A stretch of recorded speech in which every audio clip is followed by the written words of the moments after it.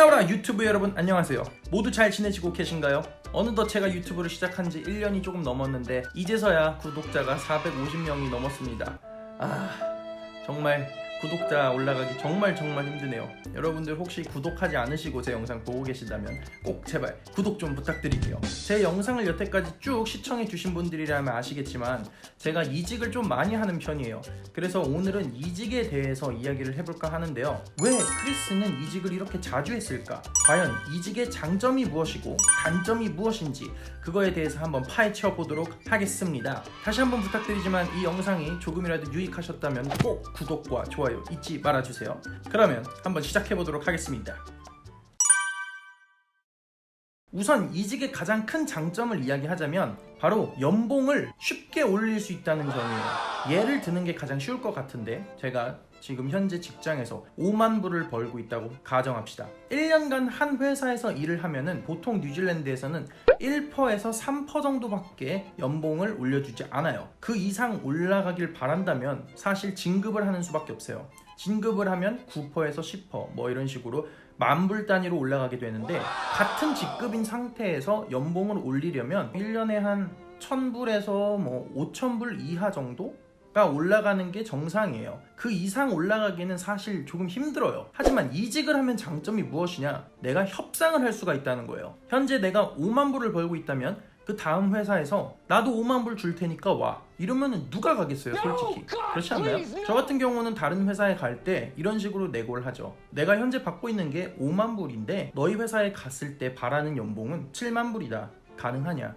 그러면 보통 회사에서 가능하다, 가능하지 않다 뭐 이런 식으로 대답을 하겠죠. 만약에 7만 불을 원한다고 했는데 그쪽에서 계속 인터뷰를 진행한다면 사실 7만 불에 동의를 한 거예요. 그래서 그런 식으로 절차가 이루어지고 7만 불을 받는 계약서가 나왔을 때 저의 현 회사에다가 이런 말을 할 수 있는 거죠. 7만 불의 오퍼가 왔는데 아무래도 이쪽 일을 그만두고 이직을 해야 될 것 같아. 그러면 보통 1년 이상 일한 회사의 입장에서는 1년 동안 키워놨는데 도망가는 꼴이 되는 거예요. 그렇기 때문에 7만 불을 주겠다고? 그러면 잠시만 기다려봐. 우리가 7만 5천 불을 줄 테니까 남아있는 건 어때? 이런 식으로 답변을 하거든요. 그러면 새로운 직장에 이런 식으로 얘기를 할 수 있는 거예요.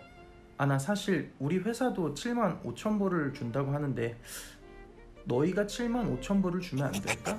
새로 뽑는 회사 입장에서는 한 사람을 뽑기 위해 시간과 비용을 들였기 때문에 사실 뽑는 게 더 이득이에요. 그렇기 때문에 알았어 7만 5천 불 할 테니까 와 이런 식으로 나오게 되는 거죠. 그러면 이직을 할 때 2만 5천 불이라는 돈이 올라가게 돼버리는 거예요. 보통 2만 5천 불 정도까지는 올려주지 않지만 그래도 뭐 예를 들자면 이렇다는 거죠. 현재 다니고 있는 회사에서 연봉을 올리려면 1년에 5천 불 정도밖에 못 올리는데 이직을 하면 그 배를 올릴 수가 있으니까 이직을 자주 하게 되는 거죠. 두 번째 장점, 재미난 커리어를 쌓을 수가 있어요. 보통 회사들은 자기만의 일을 하는 스타일이 있단 말이죠. 한 회사에서만 머물다 보면은 그 회사의 시스템에만 익숙해져서 다른 회사가 어떻게 돌아가는지를 알 수가 없어요. 우물 안에 개구리가 된다는 뜻이죠. 제가 이직을 하면서 가장 크게 느꼈던 것은 이 회사에서의 장점과 단점을 빠르게 파악할 수 있다는 거예요. A라는 회사에서는 이러한 점들은 정말 잘 돼 있는데 이러한 점들은 조금 부실하다. 그래서 이직을 했더니 A라는 회사에서 부족했던 것들이 B 회사에서는 다 보완이 돼 있는 거죠. 하지만 A 회사가 갖고 있던 장점 몇 가지가 B 회사에서는 부족한 거죠. 그런 점들을 제가 이야기를 꺼내서 보완을 시켜줄 수 있다는 거죠. 회사 입장에서는 역시 다른 쪽에서 경력 있는 놈을 데려온 게 참 잘한 선택이었어. 이런 이야기를 들을 수가 있는 거죠.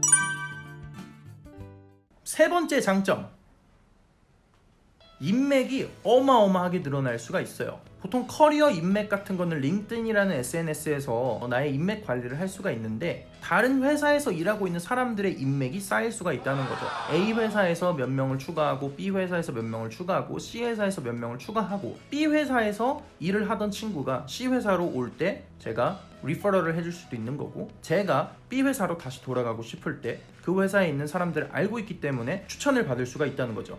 한국에서 낙하산이라는 이야기가 있지만 사실 뉴질랜드에서는 정말 인맥이 중요해요. 뭐 어느 나라에서든 인맥이 중요하긴 하겠죠. 물론 일을 잘 못했다고 하면 그 인맥이 독이 될 수가 있겠지만 보통 일할 때 일 열심히 하려고 하잖아요. 안 그런가요?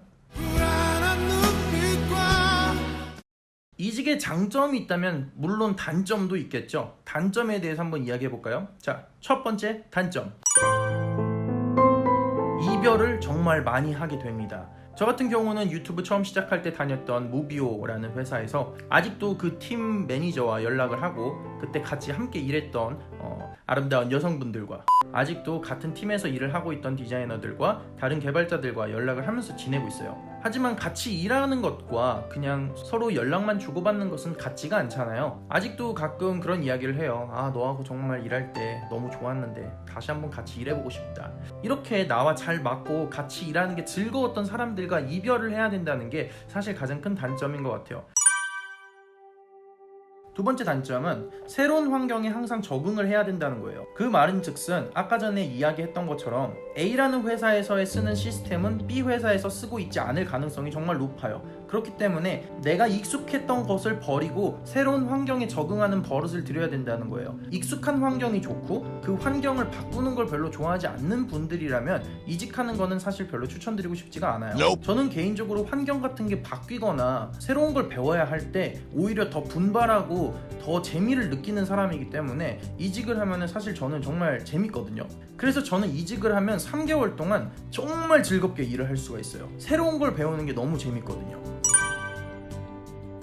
이 마지막 단점이 사실 이직의 가장 큰 단점 같다고 저는 생각을 해요. 특히나 저처럼 이직을 너무 자주 하는 사람들에게 보이는 현상인데 이력서에 이 회사 몇 년, 이 회사 몇 년, 이 회사 몇 년, 이 회사 몇 년 이런 식으로 너무 점핑을 자주 하는 표시가 난다면 회사 입장에서 고용할 때 얘는 왜 이렇게 자주 회사로 옮기지? 회사 적응을 잘 못하는 건가? 이런 생각이 들 수 있다는 거죠. 실질적으로 인터뷰 때 저는 그런 질문을 받아본 적이 있어요.